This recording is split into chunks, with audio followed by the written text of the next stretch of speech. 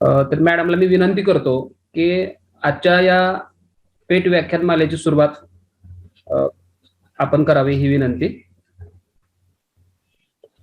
Sir आवाज येतोय माझा? Yes yes madam yes.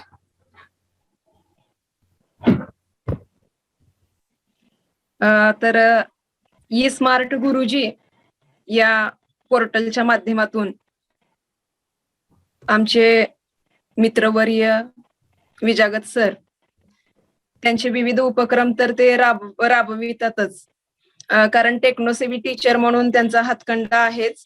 तर एक वेगळा उपक्रम म्हणून त्यांनी हा उपक्रम आयोजित केलेला आहे की पेटच्या विद्यार्थ्यासाठी एक गाईडलाईन तुम्हाला मिळावी किंवा परीक्षेला सामोरे जात असताना आपण कशा पद्धतीने सामोरे गेलं पाहिजे.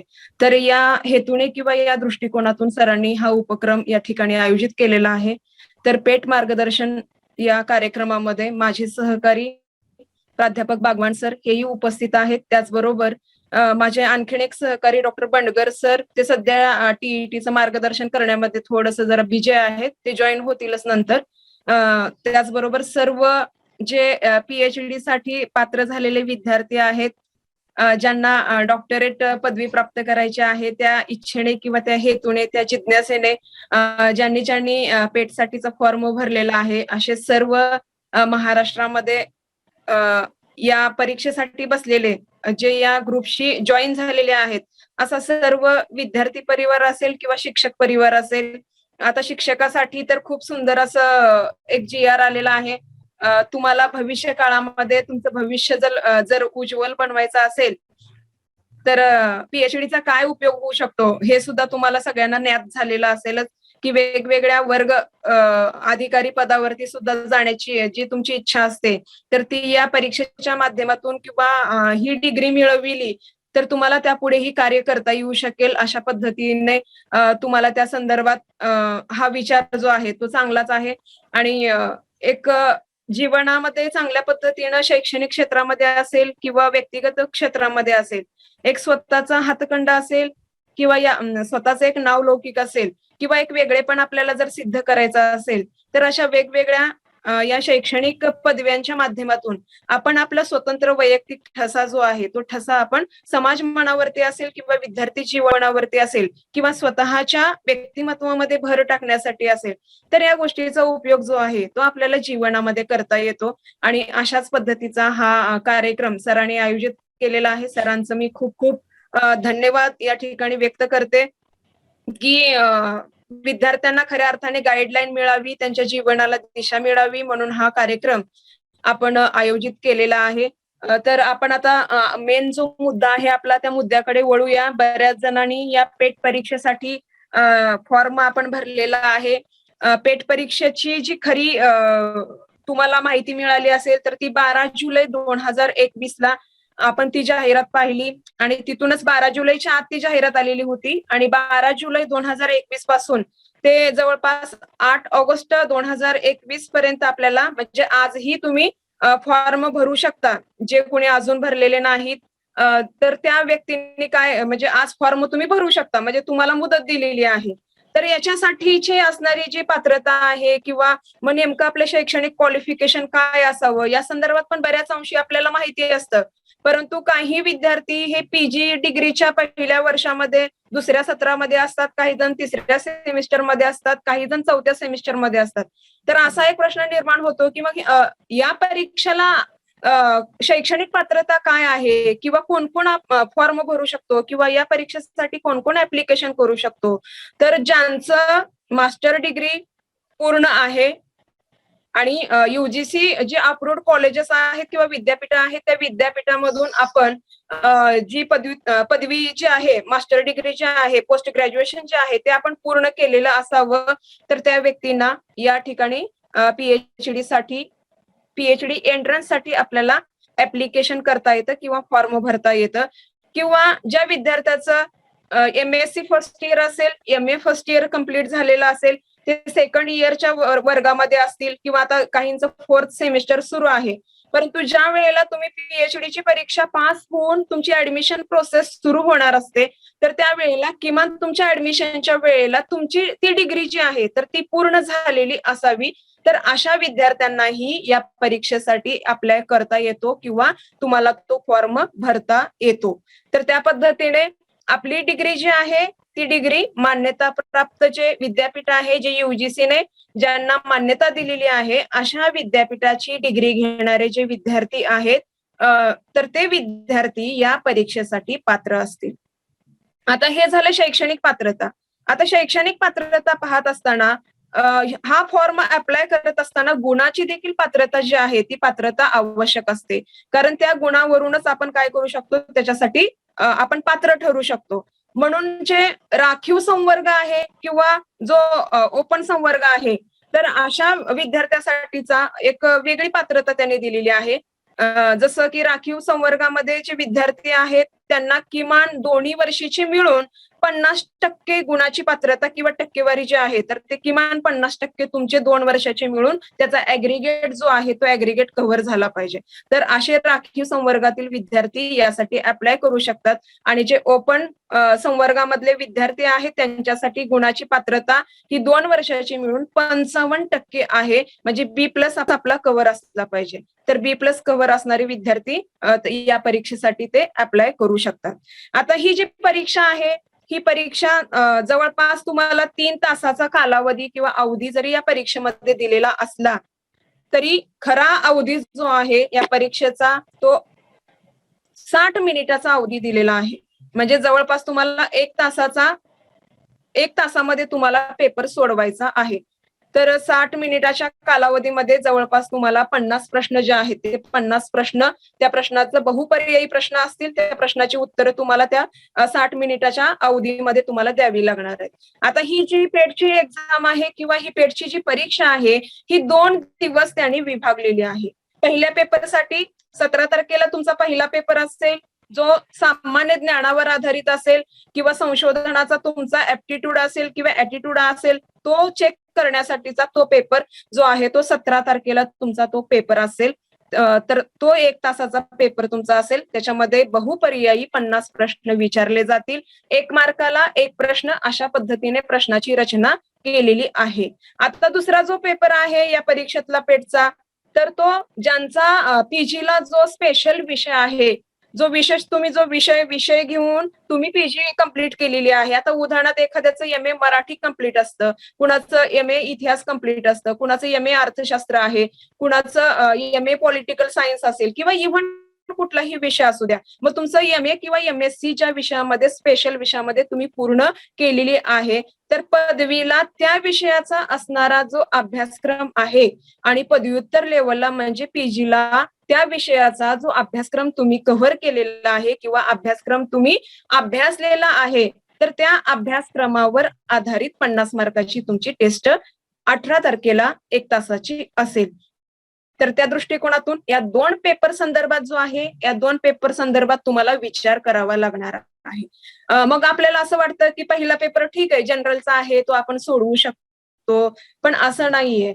कारण त्याच्यामध्ये सुद्धा त्याच्या अभ्यासामध्ये किंवा त्या पेपरच्या अभ्यासामध्ये सखोलता असणं गरजेचं आहे. दोन्ही पेपर जे आहेत ते त्याचं गुणांकन करत असताना 50-50चं जरी वेटेज त्यांनी त्या पेपरला दिलेलं असलं तरी देखील तुम्हाला प्रत्येक पेपरमध्ये किमान 50% पात्रता तुमची निर्माण झाली पाहिजे. हा पण विचार करणं गरजेचं आहे. मग मला दुसरा पेपर खूप सोपा वाटतो, त्याच्यामध्ये मी जास्त मार्क घेऊ शकतो किंवा गुणांची टक्केवारी मी वाढवू शकतो, मग पहिल्याला थोडंसं कमी पडले तर काय होऊ शकेल, असा विचार आपण नको करायला. किंवा पहिला पेपर मला खूप चांगलं जमतं, संशोधनात्मक माझं चांगलं ऍटिट्यूड आहे, ऍप्टिट्यूड आहे, तो पेपर त्याच्यामध्ये मला खूप चांगले मार्क्स मिळतात. मग दुसऱ्या पेपरमध्ये थोडेसे कमी जर मार्क्स मिळाले तर काय अडचण येऊ शकेल किंवा येणार नाही, अशा पद्धतीची एक विचारधारा आपली तयार झालेली असते. परंतु पेटच्या परीक्षेमध्ये दोन्ही पेपरमध्ये आपल्याला समान पातळीवरती आपण पास होणं, म्हणजे पासची जी क्रायटेरिया आहे किंवा आपली पात्रता निकष जो आहे, तर पहिल्या पेपरमध्ये किमान तुम्हाला B+ म्हणजेच 50% गुण तरी पडणं गरजेचं आहे. आणि दुसऱ्या पेपरमध्येही त्याच पद्धतीने तुम्हाला 50 पैकी किमान म्हणजे 100% किमान 50% तुमची गुणांची पात्रता जी आहे ती तयार झाली पाहिजे. आणि त्याचबरोबर दोन्ही विषयाची मिळून परत तुम्हाला B+ तुम्हाला त्या दोन्ही विषयामध्ये ऍग्रीगेट मध्ये तो आला पाहिजे आणि तिथूनच मग खऱ्या अर्थाने तुमची मेरिट लिस्ट जी असते ती मेरिट लिस्ट तुमची ते त्या पात्रतेनुसार तयार होत असते. आता बरेच विद्यार्थी सोलापूर विद्यापीठाअंतर्गत त्यांचा अभ्यासक्रम ते पूर्ण केलेले असतात. काही विद्यार्थी हे बाहेरच्या विद्यापीठामध्ये त्यांचा अभ्यासक्रम ते पूर्ण केलेले असतात. तर त्यांच्यासाठीची पात्रता निकष कशा पद्धतीने आहे, आता याच्यामध्ये 2 क्रायटेरिया त्यांनी केलेला आहे. जे विद्यार्थी सेट नेट पात्रता धारक आहेत फक्त त्यांनी फॉर्म भरायचा आहे. तुम्हाला कुठल्याही प्रकारची सेट नेट धारकांना परीक्षा द्यायची गरज नाही. तुम्ही एक्झेम्प्टेड म्हणून तिथं तुम्ही त्या गोष्टीसाठी पात्र आहात. पण हे जे सेट नेटचे विद्यार्थी असतात यांचंही निकष ठरवलं जातं, त्यांचंही मेरिट लिस्ट लावलं जातं आणि दुसरा जो गट केलेला आहे तो जे सेट नेट पास नाहीत पण ज्यांनी पीजी डिग्री प्राप्त केलेली आहे अशा विद्यार्थ्यांसाठी ही परीक्षा आयोजित केलेली आहे. तर ही जी परीक्षा आहे ही परीक्षा देत असताना विद्यापीठाने 70-30चा पॅटर्न त्यांचा आहे. जे होम युनिव्हर्सिटीचे विद्यार्थी आहेत तर त्यांच्यासाठी 70% त्यांनी जागा राखीव ठेवलेल्या आहेत आणि जे बाहेरच्या विद्यापीठामधले विद्यार्थी आहेत त्यांच्यासाठी 30%. अशा पद्धतीने 70-30चा जो पॅटर्न आहे तर तो पॅटर्न जो आहे तो विद्यापीठाने तो अवलंब केलेला आहे. तर आता या ठिकाणी आता 70%चे जे विद्यार्थी आहेत किंवा 30%चे जे विद्यार्थी आहेत तर त्यांचं देखील गुणांच्या निकषानुसार तुम्ही त्या परीक्षेमध्ये कशा पद्धतीने मेरिटमध्ये कशी मेरिट त्या गुणांच्या माध्यमातूनची लागणार आहे त्याच्यामधून मग तुमचं 30%मध्ये ते वर्गीकरण करतील किंवा 70%तले जे विद्यार्थी आहेत त्यांचं 70%मध्ये करत असताना त्या पद्धतीचं वर्गीकरण करून ती मेरिट लिस्ट जी आहे गुणवत्ता यादी जी आहे ती गुणवत्ता यादी परीक्षेच्या नंतर ती प्रकाशित केली जाणार आहे. पण तत्पूर्वी ती प्रकाशित करण्यापूर्वी तुम्हाला हे जे 2 पेपर झालेले आहेत त्याची आन्सर की वगैरे विद्यापीठच्या वेबसाईट वरती तुम्हाला परीक्षेनंतर 2 दिवसांनी अवेलेबल होईल. परंतु जसं सेट नेटची आपण एक्झाम देतो त्या पेपरमध्ये कुठेतरी आपण जे मार्किंग करतो तर ते OMR सीट असतं आपल्याकडे तर त्याच्यावरनं आपण काय करतो त्याची जी ट्रू कॉपी असते ती आपल्याकडे अवेलेबल असते आणि आपण काय करतो उत्तर चेक करण्याचा प्रयत्न करत असतो. परंतु इथं विद्यापीठाच्या कुठल्याही त्या नियमामध्ये किंवा कुठल्याही ठिकाणी असा उल्लेख नाही की तुमची उत्तरपत्रिका तुम्हाला पाहावयास मिळेल. तर त्या पद्धतीने तुम्ही तसा विचार करू नका.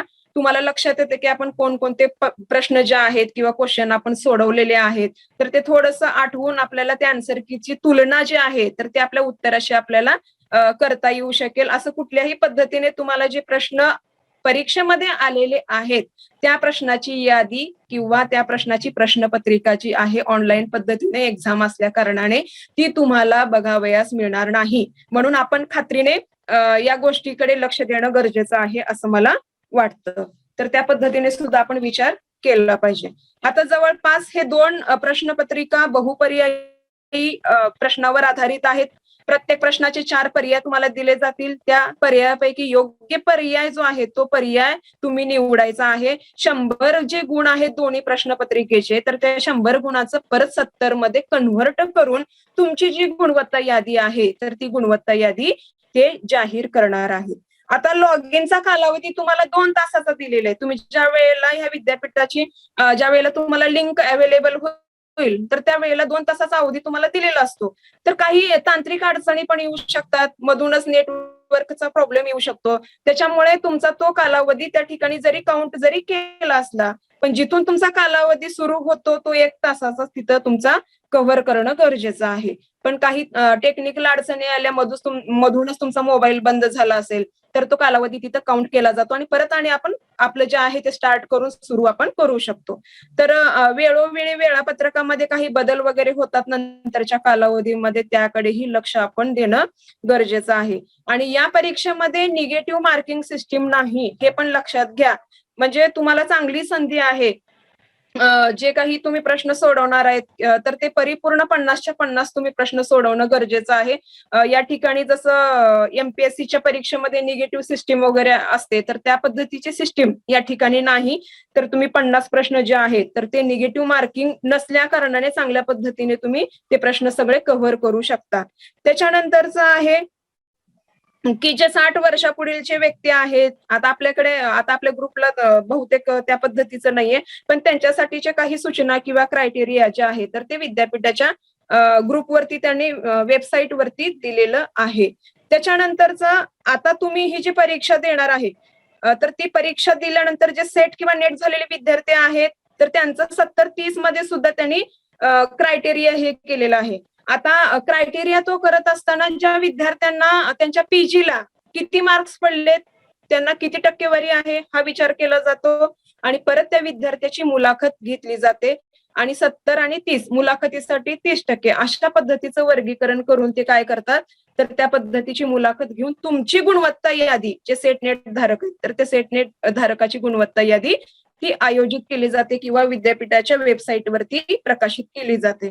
आणि जे तुम्ही ज्या वेळेला हे 2 पेपर देणार आहात जे विद्यार्थी पेटची परीक्षेला सामोरे जाणार आहेत तर आपण हा पहिला जो सामान्य ज्ञानाशी रिलेटेड असणारा पेपर असेल जवळपास आपण सेटच्या परीक्षेच्या प्रश्नपत्रिका जरा पाहिल्या असतील तर लक्षात येईल किंवा सिलेबस जर पाहिला असेल तर सामान्यपणे सेट परीक्षेचा पहिला जो पेपर आहे सामान्य ज्ञानाशी रिलेटेड असणारा तर त्या पेपरच्या अभ्यासक्रमाचा जर विचार केला तर त्या अभ्यासक्रमातल्या काही गोष्टी ज्या आहेत त्या जवळपास जुळणाऱ्या आहेत पहिल्या पेपरमध्ये आणि दुसरा पेपर जो आहे सेटचा तर तोही आपल्याला आपल्या विषयाशी रिलेटेड आहे. त्याच्यामुळं ऑब्जेक्टिव्हचं स्वरूप कसं आहे किंवा काय आहे हे आपल्याला माहिती आहे. आपण जर त्या परीक्षेला सामोरे गेले असाल तर किंवा सेट नेटच्या मागच्या परीक्षेचे जे काही प्रश्नपत्रिका आहेत आपल्या विषयाशी संदर्भात तर त्या प्रश्नपत्रिका देखील तुम्हाला अवेलेबल होतात. तुम्ही जर नेटवरती सर्च केलात आणि त्याचं स्वरूप लक्षात येतं. एखाद्याचा मराठी विषय आहे मग मराठी विषयामध्ये कोणकोणते घटक येतात किंवा कोणकोणत्या साहित्य कृतीचा आपण अभ्यास केलेला आहे किंवा वाङ्मयाचा अभ्यास केलेला आहे किंवा इंग्रजी विषयामध्ये आपण काय अभ्यास केलेला आहे मग कुठलं नेमकं भारतीय लिटरेचरचा आपण अभ्यास केलाय किंवा फॉरेन लिटरेचरचा अभ्यास केलेला आहे या सगळ्या गोष्टी ज्या आहेत ह्या आपल्याला सेटच्या दुसऱ्या पेपरमध्ये बघाव्यास मिळतात. तर जवळपास त्या पद्धतीचा आपला पूर्ण आपल्या त्या विषयाचा स्पेशल जो अभ्यासक्रम आहे तो सेटच्या ह्याच्यामध्ये तुम्हाला अवेलेबल होतो. त्याचा फायदा तुम्हाला करून घेता येऊ शकेल म्हणजे नेमकं त्या दिशेने आपल्याला वाटचाल करता येऊ शकते.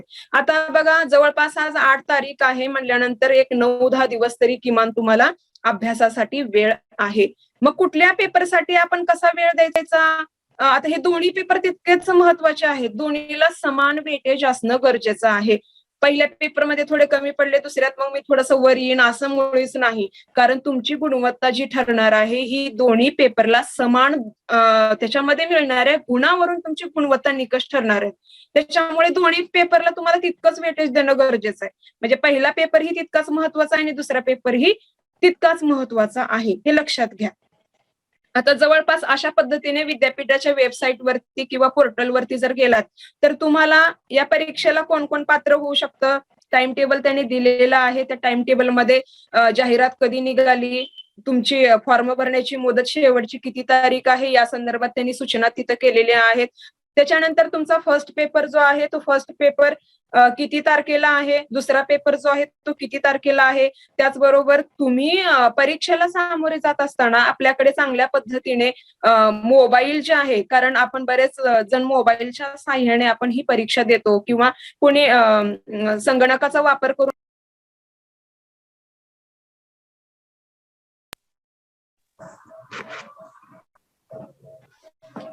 परंतु जवळपास आपण मोबाईलच्या थ्रू जास्त एक्झाम देत असतो. मग त्यावेळेला आपल्या मोबाईलची कंडिशन कशी असायला पाहिजे त्याचा डाटा कसा असायला पाहिजे किंवा जिथं कुठं टॉवर मिळतं किंवा जिथं कुठं आपलं मोबाईलला कनेक्शन चांगल्या पद्धतीने येऊ शकेल अशा ठिकाणी आपण अडथळे निर्माण होणार नाहीत याची काळजी घेण्यासाठी जिथं आपल्या मोबाईलला चांगलं इंटरनेटचं कनेक्शन भेटेल अशा ठिकाणी बसून आपण ही परीक्षा द्यावी. कुठंही बसून आपल्याला ऑनलाईन पद्धतीने परीक्षा देता येते.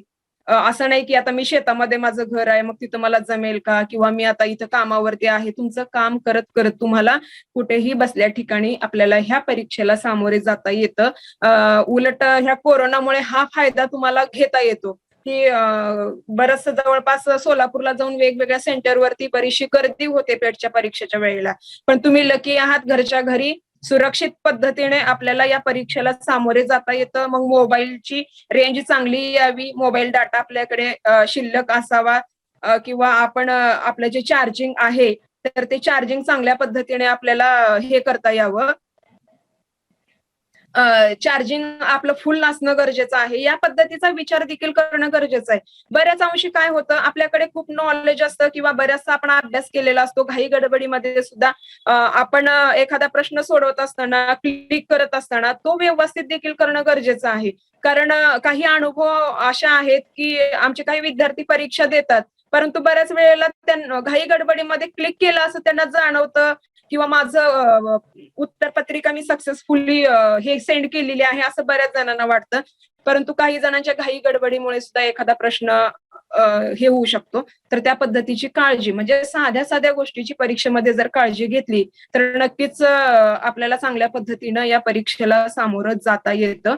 आता जवळपास सर्व विद्यार्थ्यांसाठी समान पातळीवर असणारा अभ्यासक्रमाचा पेपर जर कोणता असेल तर तो पहिला पेपर आहे. कारण आपलं मास्टर डिग्री ही प्रत्येक विद्यार्थ्याची वेगवेगळ्या विषयामध्ये झालेली असते. मराठी असेल कोणी म्हणजे फॅकल्टी वेगवेगळे आहेत. सायन्स असेल, आर्ट्स असेल, कॉमर्स असेल किंवा इव्हन कुठलीही फॅकल्टी असू शकेल. तर त्या वेगवेगळ्या फॅकल्टीचे त्या विषयाअंतर्गत तुम्ही पदवीला आणि पोस्ट ग्रॅज्युएशनला जो अभ्यास केलाय तर त्याच्याशी रिलेटेडच तुम्हाला त्या दुसऱ्या पेपरमध्ये प्रश्न येणार आहेत हे खात्रीनं. आणि पहिला जो पेपर आहे तो सर्व विद्यार्थ्यांना समान तुमची गुणवत्ता किंवा तुमची चाचणी आहे सर्वांना समान विषयावरती केलेली आहे. तो आहे पहिला पेपर, ज्या ठिकाणी त्याच्यामध्ये पहिल्या पेपरमध्ये 10 युनिट असं वर्गीकरण केलं आहे. या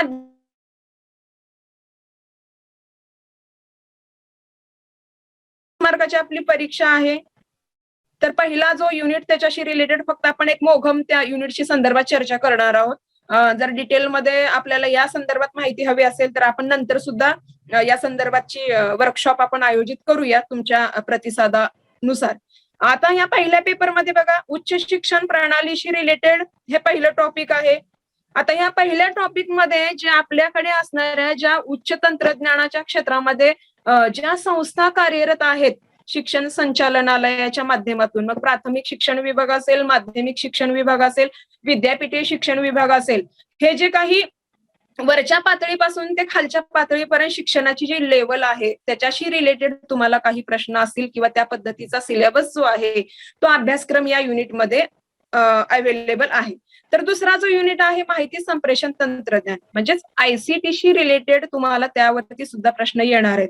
मग आयसीटी मध्ये आलेल्या वेगवेगळ्या कन्सेप्ट काय आहेत किंवा तुम्ही आयसीटीचा वापर करत असताना आपल्याला लक्षात येतं की आपण कोणकोणत्या गोष्टी त्या माध्यमातून हाताळतो त्याच्याशी रिलेटेड असणारा हा सिलेबस असेल. आणि त्याच्यानंतरचा तिसरा जो युनिट आहे तो संशोधन प्रवाहाशी म्हणजेच रिसर्चशी रिलेटेड हा आपला अभ्यासक्रम असणार आहे. आता संशोधन जर विचारात घेतलं तर संशोधनाची संकल्पना खूप व्यापक आहे. फक्त संशोधनामध्ये एखादी संकल्पना आहे असं मुळीच नाहीये. तर संशोधन ही संकल्पना खूप व्यापक आहे. त्या संशोधनाचे विविध प्रकार पडतात. मूलभूत उपयोजित कृती संशोधन असेल, परत त्या प्रत्येक संशोधनामध्ये वेगवेगळे प्रकार दिलेले आहेत. त्या प्रकारामध्ये परत त्याचे प्रकार वेगवेगळे दिलेत आणि संशोधनाच्या पद्धती तुम्ही कोणकोणत्या अवलंबता त्या पद्धती संदर्भात सुद्धा प्रश्न विचारले जातात. किंवा या संशोधनामध्ये पुढचा युनिट जो आहे तो सामग्रीचं अर्थनिर्वचन म्हणजे संख्यात्मक साधनं आणि गुणात्मक साधनं तुम्ही कशा पद्धतीने त्याचा अभ्यास करणं गरजेचं आहे किंवा त्या संदर्भात देखील तो युनिट या ठिकाणी ऍड केलेला आहे. म्हणजे संशोधन ही एक संकल्पना जर विचारात घेतली तर जवळपास संशोधनाचा एक बुकच आहे. तर त्याच्यामध्ये सखोल तसा त्याचा अभ्यास होणं गरजेचं आहे. तर तो समजून घेणं गरजेचं आहे. त्याच्यानंतरचं संशोधन अभियोग्यता, संशोधनाबद्दलचा तुमचा दृष्टिकोन काय आहे हे सुद्धा चेक केलं जातं. बऱ्याच अंशी काही सकारात्मक काही नकारात्मक प्रश्न दिलेले असतात. मग आपण कशा पद्धतीने त्या प्रश्नांना सामोरे जातो किंवा तुम्ही जे निरीक्षण केलंय तुम्ही जे अभ्यास केलेला आहे त्याच्यावरून तुम्ही योग्य तो पर्याय कशा पद्धतीने सिलेक्शन करू शकता. तर या बाबतीमध्ये सुद्धा तुमची अभियोग्यता संशोधनाशी रिलेटेड म्हणजे संशोधनाबद्दल तुमच्या मनामध्ये सकारात्मकता किती आहे. नुसतं मला पीएचडी करायची आहे, मला डिग्री मिळवायची आहे, मला डॉक्टरेट मिळवायचं आहे, पण सुरुवातीला आपल्यामध्ये ती अभिरुची किती आहे, तुमचा ऍप्टिट्यूड त्याच्याकडे बघण्याचा कसा आहे, या संदर्भात तुम्हाला त्या संदर्भाने प्रश्न रचना त्या ठिकाणी विचारण्यात येईल. त्याच्यानंतरचं संप्रेषणाशी संदर्भात आपण विचार केलेला आहे. आता माहिती संप्रेषण तंत्रज्ञान वेगळं आणि केवळ आपण संप्रेषण मग मौखिक माध्यमातून असेल, शाब्दिक माध्यमातून असेल किंवा अशाब्दिक माध्यमातून असेल असे संप्रेषणाचे विविध प्रकार आहेत. त्याच्याशी रिलेटेड सुद्धा तुम्हाला काही प्रश्न विचारले जातील. आणि त्याचबरोबर आता स्पर्धा परीक्षेमध्ये सगळ्यात महत्वाचा जो विषय किंवा त्या घटकावरती सुद्धा जास्त लक्ष केंद्रित केलं जातं ते म्हणजे तार्किक आपलं जे काही लॉजिकल थिंकिंग आहे तर ती लॉजिकल थिंकिंग सुद्धा चेक करण्याचा प्रयत्न केला जातो. मग वेळेचं असेल, अंतराचं असेल किंवा काही सांकेतिक भाषेच्या माध्यमातून तुम्हाला प्रश्न विचारले जातात आणि मग त्या प्रश्नाला तुम्ही तुमच्या टेक्निकने त्याच्या ज्या टेक्निक्स आहेत त्या टेक्निक्स वापरून तुम्ही त्याचं योग्य उत्तर शोधणं आवश्यक आहे. त्याच्यानंतरच तुम्हाला उतारा दिला जातो, त्या उतार्यावरनं काही प्रश्न तुम्हाला विचारले जातात, पण तो उतारा आपण किती समजून घेतला आहे त्याच्यावरनं आपल्याला योग्य उत्तरापर्यंत आपण जाऊ शकतो. घाई गडबडीमध्ये उतारा वाचन करणं, वेळ कमी असतो, अवधी कमी असतो आणि मग त्यावेळेला आपण घाई गडबडीनं उतारा वाचायला जातो. आपल्याला वाटतं काय उतार्यातले प्रश्न सोपेच असतात, काही असं अवघड नसतं, लगेच आपल्याला त्याचं उत्तर येऊ शकेल. परंतु 2 लाईन मध्ये तुम्हाला त्या उतार्यातला खरा सारांश दिलेला असतो. तर त्या प्रत्येक 2 लाईन मध्ये काय संबंध आहे हे आपण शोधून काढणं गरजेचं आहे. किंवा पहिलं वाक्य आणि दुसरं वाक्य याच्याशी काय तारतम्य दिलेलं आहे याचाही विचार आपण करणं गरजेचं आहे. त्याच्याशी रिलेटेड सुद्धा त्या उतार्यावर आधारित प्रश्न तुम्हाला विचारले जातात. म्हणजे तुमचं वाचन किती आहे आणि त्या वाचनाच्या माध्यमातून तुम्ही किती आकलन तुमचं योग्य दिशेने झालेलं आहे हे चेक केलं जातं. आणि त्याच्यानंतरचा सगळ्यात महत्वाचा घटक जो आहे तो पर्यावरणाशी रिलेटेड असेल किंवा मानवी संबंधाशी रिलेटेड असेल तर पर्यावरण संदर्भात सुद्धा काही प्रश्न तुम्हाला विचारले जातात. पर्यावरणाच्या आता उदाहरण जर घेतलं तर कुठली पहिली परिषद पर्यावरणाची कुठे हे झाली किंवा पर्यावरण विषयक प्राण्यांसाठीचे कायदे असेल किंवा प्रदूषणाशी संदर्भात कायदे असतील तर वेगवेगळ्या गोष्टीशी संदर्भात असणारे कायदे त्या संदर्भात विचारलं जातं. किंवा आता सध्या नैसर्गिक बदलानुसार काही बदल जे सध्याच्या वातावरणामध्ये होतात, हवामानामध्ये होतात किंवा ग्लोबलायझेशनच्या माध्यमातून असेल किंवा हे एलपीजीच्या माध्यमातून असेल तर वेगवेगळ्या पद्धतीने पर्यावरणाचा समतोल कशा पद्धतीने ढासळतोय किंवा जे काही पर्यावरण विषयक ज्या काही घडामोडी असेल किंवा घटक असतील, अन्न साखळी असेल, पर्यावरणावर आधारित जे काही मानवी आणि प्राणी जीवन आहे त्याच्याशी रिलेटेड असेल तर त्याच्यामुळे काय इफेक्ट होऊ शकतो, पर्यावरणातील वेगवेगळे जे घटक आहेत त्या घटकामुळे मग तापमान वाढीमुळे काय गोष्टी घडू शकतात किंवा जमिनीची धूप निर्माण होते, जंगलतोडीमुळे कोणत्या समस्या निर्माण होतात किंवा पर्यावरण विषयकच्या विविध चळवळी झालेल्या आहेत. मग ऍपिको सारखी चळवळ असेल किंवा जवळपास सायलेंट व्हॅली सारख्या चळवळी असतील किंवा आता सध्याशी असणाऱ्या चळवळीशी सुद्धा तुलनात्मक जो विचार आहे तो तुलनात्मक विचार आपल्याला या पहिल्या पेपरच्या माध्यमातून आपल्याला तो जाणून घेणं किंवा त्या पद्धतीनं आपण त्या दिशेने जाणं गरजेचं आहे असं मला या ठिकाणी वाटतं. अशा पद्धतीचे पहिल्या प्रथम पेपरमध्ये तुम्हाला या जवळपास 10 मुद्द्यांचा विचार दिलेला आहे. हे 10 घटक म्हणजे काय छोटे छोटे घटक नाहीयेत तर त्याच्याशी आता एक जरी नुसतं पर्यावरण हा घेतला विषय तर त्याच्या प्रत्येक गोष्टीशी सखोलतेने तुम्हाला विचार करावा लागेल. संशोधन हा विषय घेतला तर संशोधनाची सगळी अंगे तुम्हाला त्या माध्यमातून चेक करता आली पाहिजे किंवा एखाद्या संप्रेषणाच्या माध्यमातून आपल्याला आयसीटीशी रिलेटेड सगळ्या गोष्टी जाणून घेणं गरजेचं आहे. फक्त आयसीटी म्हणजे फक्त माहिती संप्रेषण तंत्रज्ञान आहे आणि त्याचा मोबाईलचा वापर करतो, संगणकाचा वापर करतो, परंतु तो वापर करत असताना वेगवेगळ्या अनुषंगाने आपण त्या गोष्टी कशा हाताळतो, मग कुठल्या गोष्टीला काय म्हटलं जातं, अशा बारीक सारीक म्हणजे इव्हन आपल्याला ही खूप क्षुल्लक गोष्ट आहे असं बऱ्याच वेळेला वाटत असतं, परंतु ज्या वेळेला परीक्षेत प्रश्न येतो त्यावेळेला कधी कधी आता मी सेटच्या बऱ्याच 2-3 परीक्षेला सामोरे गेले. आता माझे सहकारी बागवान सर सुद्धा ते इतिहास विषयातून नेट परीक्षा पास आहेत आणि एज्युकेशन मध्ये सेट परीक्षा पास आहेत. आता मी स्वतः वैयक्तिक स्तरावरती एज्युकेशन मध्ये सेट परीक्षा पास आहे आणि हिस्ट्रीमध्ये सेट परीक्षा मी उत्तीर्ण आहे. आणि सध्या आता मी सोलापूर विद्यापीठाचे पीएचडीचे स्टुडंट आहे. जवळपास माझं 3रं वर्ष हे चालू आहे पीएचडीचं. बार्शीला माझं एज्युकेशन मधून माझी पीएचडी सध्या सुरू आहे तर ते काम मी करते. तर जवळपास आम्ही सेटच्या परीक्षेला ज्या वेळेला सामोरे जातो त्यावेळेला असं जाणवतं किंवा असं वाटतं की हा खूप सोपा आणि साधा प्रश्न आहे, परंतु त्याचं उत्तर मात्र आपल्याला लवकर एक डिसिजन जो आहे तो उत्तराचा तो डिसिजन आपल्याला लवकर घेता येत नाही. म्हणून कुठलीही गोष्ट जर सखोलतेने ती आकलन जर आपण केली तर नक्कीच आपल्याला परीक्षेमध्ये त्या गोष्टीचा आपल्याला फायदा होऊ शकतो. तर अशा पद्धतीने पहिल्या पेपरचा हा सिलेबस आहे, त्या अनुषंगाने आपल्याला वाटचाल करायची आहे. वेळ कमी आहे म्हणजे रात्र थोडी आणि सोंगे फार असं हे पीएचडीच्या परीक्षेचं स्वरूप असल्या कारणाने आता आपल्याकडे अवधी कमी आहे. मग असणाऱ्या ह्या अवधीमध्ये आपल्याला दोन्ही पेपरच्या सिलेबससाठी योग्य वेटेज देणं गरजेचं आहे. तुमच्यासाठी ही सुवर्ण संधी म्हणा की बाबा ह्या लॉकडाऊनच्या माध्यमातून ही सुवर्ण संधी तुमच्यापर्यंत आलेली आहे. तर आपण आपल्याकडे असणाऱ्या क्षमतांचा, आपल्याकडे असणाऱ्या प्रयत्नाचा, आपल्याकडे असणाऱ्या सातत्याचा आणि आपल्याकडे असणाऱ्या अभ्यासू वृत्तीचा आणि जिज्ञासेचा जर आपण चांगल्या पद्धतीने उपयोग केला तर सहजपणे आपल्याला या परीक्षेला सामोरे जाता येऊ शकेल आणि आपल्या आयुष्यामध्ये या परीक्षेमुळे चांगल्या पद्धतीने बदल घडवून आणता येऊ शकेल. कारण शासनाची जी धोरणं असतात ती वेळोवेळी बदलत असलेली आपल्याला जाणवतात. जसं शिक्षणाच्या प्रवाहामध्ये आता 2020चं शैक्षणिक नवीन धोरण आपल्या समोर येऊन ठेपलेलं आहे किंवा 2009चं आपण राईट टू एज्युकेशन म्हणतो. अशा कितीतरी गोष्टी ज्या आहेत त्या आपल्या समोर आलेल्या आहेत किंवा लॉकडाऊनच्या माध्यमातून देखील आता तुम्ही शैक्षणिक क्षेत्रात कार्य करत असताना कितीतरी संकल्पना आपण या लॉकडाऊन पिरियडमध्ये हाताळलेल्या आहेत ऑनलाईन पद्धतीने. म्हणजे अशा कितीतरी बऱ्याच संकल्पना असेल किंवा शासनाची जी धोरणं आहेत या पीएचडी संदर्भात असेल किंवा युजीसीची धोरणं असतील ती पीएचडी संदर्भात वेळोवेळी बदलत चाललेली आहेत. म्हणून आपल्याकडे आता खूप चांगला एक अवधी आहे किंवा एक चांगली संधी आहे की या माध्यमातून लवकरात लवकर या गोष्टीकडे आपल्याला वळता येऊ शकेल. भविष्यामध्ये समजा शासनाने वेगळी धोरणं काढली तुम्ही केलेल्या या गोष्टीचा तर चांगला उपयोग आपल्याला आयुष्यामध्ये होऊ शकला तर नक्कीच त्याचं चीज झालं असं आपल्याला म्हणता येऊ शकेल. म्हणून त्या अँगलने आपण बघायला काही अडचण नाही. परत आपल्याला 2 वर्षाने करू, 4 वर्षाने करू, बघूया अजून नंतर असं म्हणून जर आपण बसलो तर त्यावेळेला दरवर्षी नवनवीन धोरणं येतात, नवनवीन बदल होतात, काही अडचणी निर्माण होऊ शकतात. म्हणून आता ही वेळ बेस्ट आहे आपल्यासाठी हा विचार करा आणि सखोलतेने या गोष्टीकडे आपण जाणं गरजेचं आहे असं मला वाटतं. बरेचसे हे जे पहिल्या पेपरचे काही घटक आहेत किंवा दुसऱ्या पेपरशी रिलेटेड तुमचा असणारा जो सिलेबस आहे तो सिलेबसचा विचार जर केला तर आपल्याकडे वेळ कमी आहे आणि त्या कमी वेळेमध्ये आपल्याला जास्त बाबी ज्या आहेत त्या समजून घ्यायच्या आहेत. जोपर्यंत तुम्हाला काही गोष्टी योग्य पद्धतीने समजत नाही तोपर्यंत आपण योग्य उत्तरापर्यंत जाऊ शकत नाही. म्हणून आपण त्या गोष्टीची संकल्पना असेल त्याचं सखोल ज्ञान घेणं गरजेचं आहे.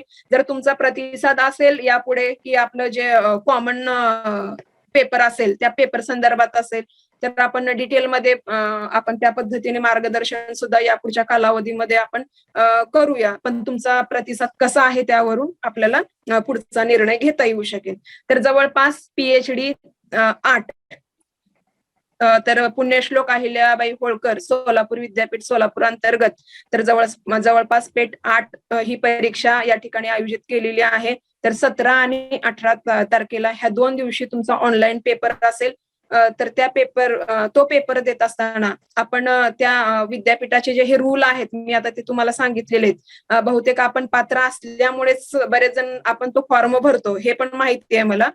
कारण आपण आधी पात्रता निकष बघतो आपण त्याच्यामध्ये येतो का, मोडतो का किंवा मग मी जर राखीव संवर्गामध्ये असेल तर किती गुणाची अट आहे किंवा मग माझं शैक्षणिक पात्रतेचा निकष काय आहे या संदर्भाने सुद्धा पुढे अडचणी येऊ नये या अनुषंगाने आपण तो फॉर्म फिलअप करतो किंवा भरतो. ती माहिती आपण घेणं सुद्धा गरजेचं आहे. बऱ्याच अंशी काय होतं ज्यांचं फर्स्ट इयर क्लिअर झालंय आता ते समजा तिसऱ्या सेमिस्टरमध्ये असेल आता तिसऱ्या सेमिस्टरचा आणि चौथ्या सेमिस्टरचा कालावधी किती आहे. आता ह्या पेटचं त्यांनी जे शेड्यूल दिलेलं आहे त्याच्यामध्ये आपलं कव्हर होईल का त्या कालावधीमध्ये याचाही विचार आपण केला पाहिजे आणि त्या पद्धतीने वाटचाल आपण केली पाहिजे. पेटची परीक्षा झाली, रिझल्ट लागला, मेरिट लिस्ट लागली, त्याच्यानंतरच्या कमिट्या निर्माण होतात, त्या कमिट्याला सामोरे जातो आणि मग आपली ऍडमिशन प्रोसेस जी आहे तर ती सुरू होते. त्यावेळेला मग डॉक्युमेंटची सुद्धा पूर्तता त्या दृष्टीने त्या अँगलनं करणं गरजेचं आहे आणि त्या पद्धतीने आपली जी मार्कशीट आहे जी आता 4th सेमिस्टरमध्ये असेल किंवा 3rd मध्ये असेल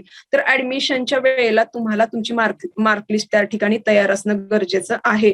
त्या पद्धतीने तुम्हाला ऍडमिशनला सामोरे जाताना या गोष्टीवरती भर सुद्धा देणं गरजेचं आहे किंवा ह्या गोष्टी पण महत्वाच्या आहेत. हा पण विचार आपण करणं आवश्यक आहे. आता जवळपास माझ्या अनुभवाप्रमाणे माझ्या माहितीप्रमाणे काही गोष्टी तुम्हाला मी सांगण्याचा प्रयत्न केलेला आहे. यानंतर आमचे सहकारी बागवान सर जर काय सांगू इच्छित असतील तर त्यांना मी विनंती करते की त्यांनी त्या बाबतीमध्ये थोडंसं गायडन्स करावं. भगवान सर ऑनलाईन आहेत का मॅडम? आले होते ते जॉईन होते ते सर. जॉईन होते दिसत नाहीत म्हणजे मी त्यांना कोस्ट केलं असतं. बहुतेक लेफ्ट झाले असतील. ठीक आहे 1 मिनिट चेक करते सर मी. बहुतेक दिसत नाहीत मला ते. 1 मिनिट. ठीक आहे. तोपर्यंत तुम्ही चेक करा. मॅडमने अतिशय ओघवत्या भाषेमध्ये आपल्याला या सर्वांची माहिती दिली आहे. तोपर्यंत आपण दुसरे सर जॉईन होईपर्यंत ज्यांना ज्यांना काही बोलायचं असतील, मॅडमला काही प्रश्न विचारायचे असतील तर कृपया आपण विचारू शकता. इथं कल्याणी सांगोलकर मॅडम यांचा रेस दिसतंय. मी मॅडमला विनंती करतो की मॅडम आपण अनम्यूट करावं आणि आपली काही समस्या असेल तर विचारावी. Thank you sir. नमस्ते मॅडम. मी आदर्श बाल प्राथमिक मंदिरमध्ये मुख्याध्यापिका आहे. आवाज येतोय का? हो, येतो मॅडम, बोला. हा. येतोय तर का? 2010 ला माझं MA कम्प्लीट झालं होतं आणि 2007-8 ला मी शिवाजी युनिव्हर्सिटीतनं पण परीक्षा दिली होती, पण माझ्या मुलाखतीपर्यंत माझं झालं होतं, पण तिथून परत माझं काही सिलेक्शन झालं नाही. म्हणून यावर्षी मी सोलापूर युनिव्हर्सिटीतनं बसली आहे. तर फर्स्ट पेपरचा प्रश्नाचं तुम्ही अतिशय सुंदर माहिती सांगितली मॅडम, पण आता दुसऱ्या जो पेपर आहे त्याचा अभ्यास कसा करायचा आणि कुठला, म्हणजे कारण आता माझा जवळजवळ जसं तसं बघायला गेलं तर MA वर्षात 10 वर्षाचा गॅप पडलेला आहे. मग आता जर मला अभ्यास करायचा म्हटलं तर मी कोणती पुस्तकं वापरली पाहिजेत आणि कोणत्या विषय पुस्तकांचा, मराठी विषय आहे माझा, तर अच्छा. कुठली पुस्तकं वापरली पाहिजे मी? आता हे बघा मॅडम, कसं माहितीये का, आता कुठलाही विषय जर घेतला तर काही विषयातले टॉपिक जे असतात ते बेसिक असतात, काही महत्वाचे. आता उदाहरणार्थ तुमचं मराठी जर घेतलं तर मराठीमध्ये मराठी वाङ्मयाचा इतिहास हा अभ्यासक्रम तो प्रॉपर असतोच आपल्याला, किंवा संत साहित्याबद्दल असेल तर तो प्रॉपर अभ्यासक्रम आपला असतो. आता सेटचा जो दुसरा पेपर आहे तर तो सेटचा पेपर तुम्ही जर त्याचा अभ्यासक्रम जर पाहिलात तर बऱ्याच अंशी तुम्हाला तुमच्या मराठी पेपरचा अभ्यासक्रम तुम्हाला त्या ठिकाणी सापडेल आणि त्या पद्धतीने तुम्ही त्याचं वाचन जर केलं तर त्याचा फायदा तुम्हाला नक्कीच होईल. आणि सेटची बरीचशी पुस्तकं जी आहेत ती विद्याभारती प्रकाशनाची, तर दुसऱ्या पेपरशी संबंधित ऑब्जेक्टिव्ह टाईप पेपर त्यांची जे आहेत तर ती पुस्तकं किंवा रेफरन्स जो आहे तो बाजारामध्ये उपलब्ध आहे, तर तुम्ही तो घेऊ शकता आणि त्या माध्यमातून तुम्ही काय करू शकता, अभ्यास करू शकता. आता फक्त राहिला प्रश्न कुठला, आता जसं अभ्यासक्रमामध्ये बदल होतो, सिलेबसमध्ये काही साहित्यिकाच्या लेखनाचा तिथं समावेश केलेला असतो, काही पुस्तकांचा समावेश केलेला असतो, पण बऱ्याच अंशी आपल्याला जो प्रॉपर अभ्यासक्रम आपला जो असतो तर त्याच्याशी रिलेटेड तरी तुम्हाला ते वाचन करावं लागेल, किंवा त्या गोष्टी तुम्ही आधी शिकलेल्या असतात तर त्याचा थोडासा उजाळा तुम्हाला करता आला पाहिजे, मला असं वाटतं. मॅडम सेटचं पुस्तक आहे माझ्याकडे, पण आता सध्या जर सोलापूर युनिव्हर्सिटीचं मराठीचं MA किंवा BAचं मराठीचं पुस्तकाचं ते पण वाचन करावं लागेल का मला? चालेल की, तसं नुसतं थोडंसं बघून घेतलं तरी चालतं मॅडम. आता काही काही कथा संग्रह आहेत, काही नाटक आहेत, काही आता कसं तुमच्या मराठी भाषेमध्ये जे आहे वाङ्मयाच्या ह्याच्यामध्ये तर थोडासा वेगळा विचार प्रवाह सुद्धा तो तयार झालेला आहे, तर त्या अनुषंगाने देखील आपण तो रेफरन्स घेणं गरजेचं आहे. कारण आता सध्याची परीक्षा घेत असताना त्या सगळ्या बेसवरती ते विचारात घेणार ना. तेच ना, कारण त्या मुलांचं नॉलेज आता सध्या करंट असणार ना, BAच्या आणि MA मुलांचं. तसं आपल्या माझा तर जवळजवळ 10 वर्षाचा गॅप असल्यामुळे संत वाङ्मयनी त्याचं आपलं अभ्यासाचं ते आहे आणि सेटचा दुसऱ्या पेपरचा अभ्यास मग ते ऑब्जेक्टिव्ह क्वेश्चनचे ते सोडवायचे का? फक्त मॅडम आपल्याला काय करायचं माहितीये का, प्रॉपरली जो तुम्ही अभ्यास केलेला आहे, काही युनिट जे आहेत ते सर्वांना कंटिन्यू लागू होतात, परंतु फक्त काही नवीन अभ्यासक्रमानुसार काही पुस्तकं, काही लेखक लेखिकांची नवीन पुस्तकं अभ्यासक्रमामध्ये त्यांनी ठेवलेली आहेत. तो फक्त थोडंसं नवीन अभ्यासक्रमामध्ये पदवीला कोणकोणतं आहे, BAला, सेकंड इयरला, थर्ड इयरला कोणकोणत्या गोष्टीचा समावेश केला, आपल्या विद्यापीठाशी रिलेटेड, फक्त सोलापूर विद्यापीठाच्या अभ्यासक्रमाशी रिलेटेड थोडंसं रेफरन्स तो पहा. आणि पदव्युत्तर स्तरावरती सुद्धा MA मराठीला आता सध्या अभ्यासक्रमाचं स्वरूप काय आहे हे थोडंसं तुम्ही जरा पाहिलात ना, तुम्हाला लक्षात येऊ शकेल, तर त्या गोष्टीवरती सुद्धा आपण भर देणं गरजेचं आहे.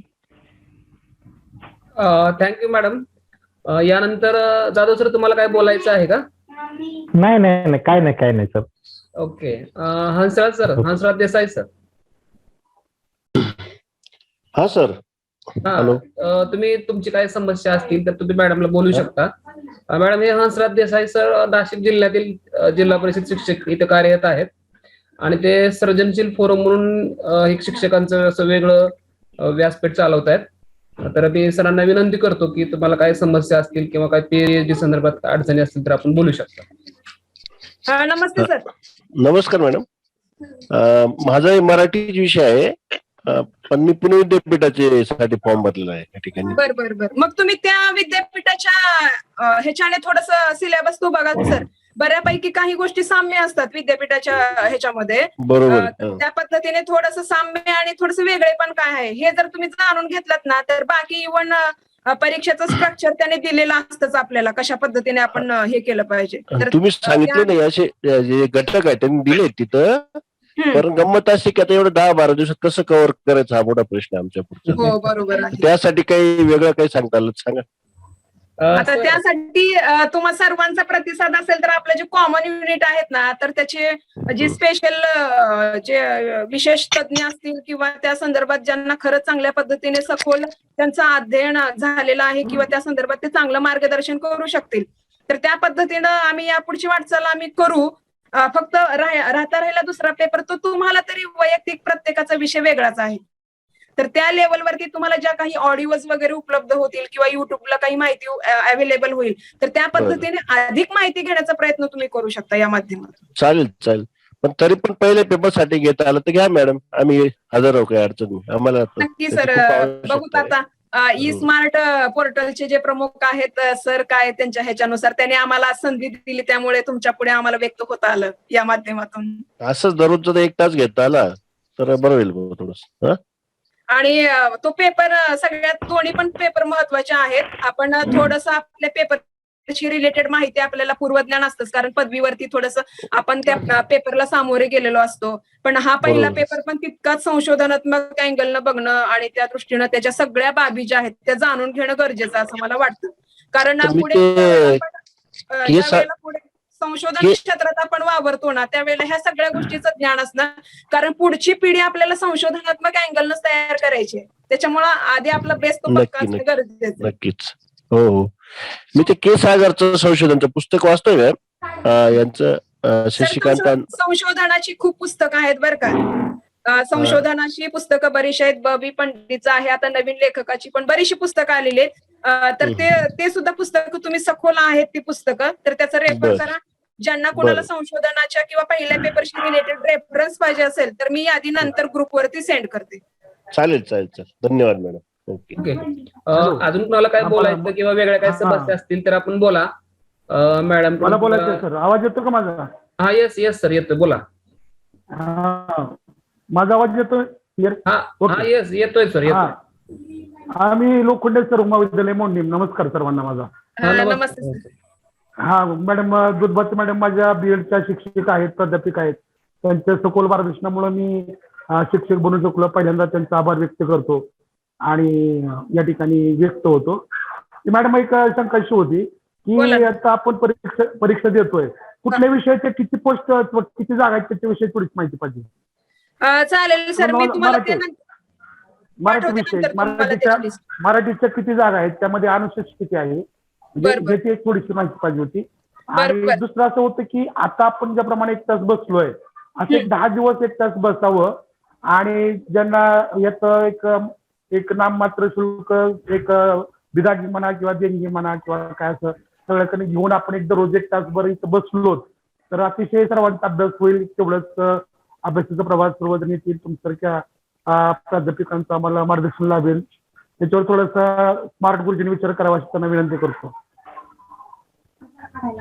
सर, मला काय वाटतंय, आता सध्या आपल्याकडं आपल्या 100चा ग्रुप आहे, पण 28 जण सध्या आपल्या आज उपस्थित झालेत.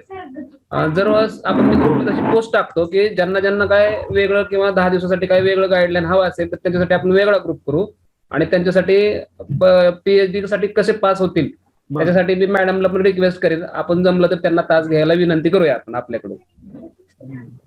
आणि त्यासाठी एक नाम मात्र थोडीफार तुम्ही शुल्क जरी ठेवले सर, तुम्हाला काय ऑनलाईन फोन पेला ते पे करू शकतील शिक्षक सगळी, तशी जरी ठेवली तरी काय अडचण नाही. कारण का थोडंफार मार्गदर्शन ह्यामध्ये गरजेचं आहे. शिक्षणापासून शिक्षणाच्या करणमध्ये आपण आहे विद्यार्थ्याची गोष्ट करे, पण आपल्याला पेपर द्यायच्या म्हणलं तर आपण त्या अभ्यासापासून थोडंसं लांब गेलेलो आहे. 2013ला माझं MA झालेलं आहे, आता 2021ला मी परीक्षा देतो. म्हणजे खूप मोठा गॅप इथं पडलेला असतोय. साहित्य म्हणा, वाङ्मय आणि काय गोष्टींचं म्हणतं साहित्य, तर थोडंसं 10 दिवस पॉलिश झालं यामध्ये तर नक्कीच त्याचाही फायदा होऊन जाईल सर आपल्याला. हा, चालेल सर, नक्कीच तुमच्या या म्हणजे विचार केला जाईल सर तुमच्या ह्याच्यावर.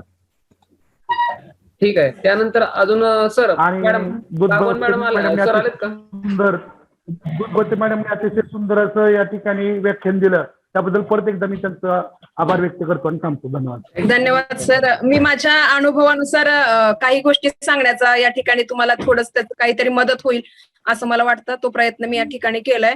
अजूनही आपण पण जास्त अतिसखोल पद्धतीने चर्चाच्या माध्यमातून असेल, ग्रुपवरती असेल, तुम्ही आहातच. आपण आणखीन ज्या काही गोष्टी आम्हाला समजतील त्या तुमच्यापर्यंत पोहोचवण्याचा मी नक्की प्रयत्न करेन.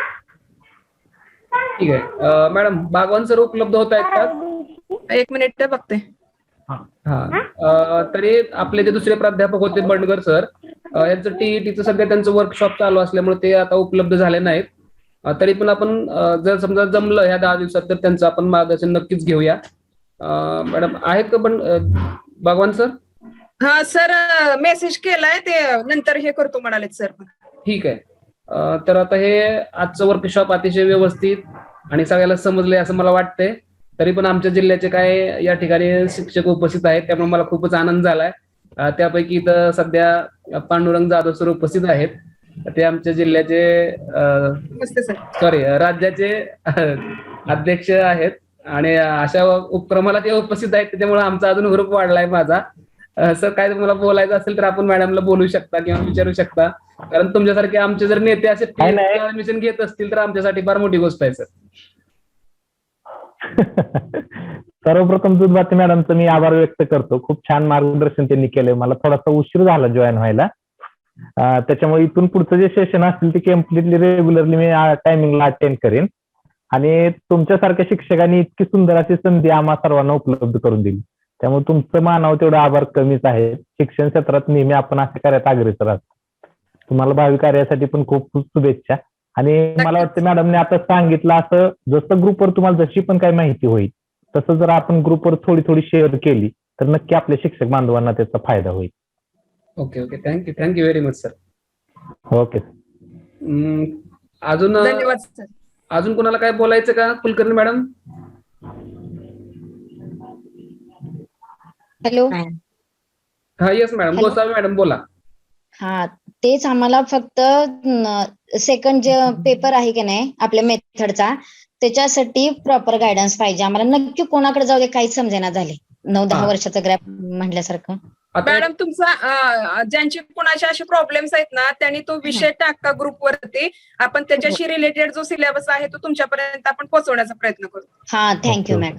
ओके. आणि मॅडम जमलंच तर आपण एक्सपर्ट पण प्रत्येक विषयाचे चाललंय नियोजन मिळाले तर आपण तो पण तुमच्यापर्यंत होईल मग. हा, हो हो. मॅडम. एज्युकेशन हा माझा विषय, एज्युकेशन हा माझा पीएचडीचा विषय आहे. आता एज्युकेशन मधून ज्या कोणी विद्यार्थ्यांनी भरला असेल तर प्रॉपर मी त्यांना सिलेबस माझं कम्युनिकेशन आहे मॅडम. कम्युनिकेशन साठी काय प्रॉपर गायडन्स मिळाल तर प्लीज आहे. नक्की मॅडम, तुमच्यापर्यंत जो काही सिलेबस कम्युनिकेशनचा असेल ना तर तो सिलेबस तुमच्यापर्यंत पोहोचवू आपण नक्कीच. किंवा त्याच्यासाठी साहित्य कुठे मिळण्याची जर सोय होत असेल तर आम्ही जाऊन तर घेऊन येऊ. 4-5 दिवसात तेवढा वेळ मिळेल तेवढा. बरं चालेल की मॅडम, तसा रेफरन्स तुम्हाला अवेलेबल करून देऊ आपण. हो हो, थँक्यू मॅडम. हा, छान सांगितलं. क्षेत्रातले तज्ञ लोक आहेत या विषयाअंतर्गत, तर त्यांच्याशी चर्चा करून आपण थोडस तुमच्यापर्यंत ती माहिती पोहोचवण्याचा प्रयत्न करूया. हो हो मॅडम. हा हा, चालते. थँक्यू. आता मला वाटतं. Hello sir. येस मॅडम, तुमची प्रॉब्लेम होता, तुम्ही बोला मॅडम. हा बोला.